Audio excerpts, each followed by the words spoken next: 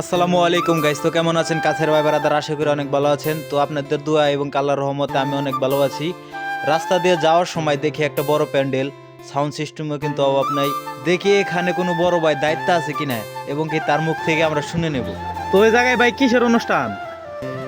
এই জায়গায় হচ্ছে মূলত ফকির আবুল সরকারের কিছু ভক্তবালক এই জায়গায় আছে, যেমন আলমগীর, ময়নাল, মেনে, মোহাম্মদ, অনেকেই আছে। ওরা মিলা এই আলমগীরের বাসায় এই অনুষ্ঠানটা প্রতি বছরই দিয়ে থাকে। বাউল গান, মূলত বাউল গান।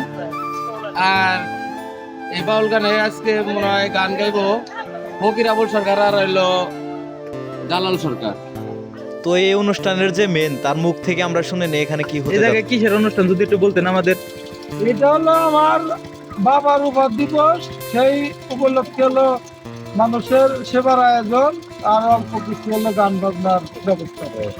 তা এটা মনে হয় সন্ধ্যা 7টার দিকে শুরু হইতে যাবে। হ্যাঁ হ্যাঁ হ্যাঁ ও আচ্ছা।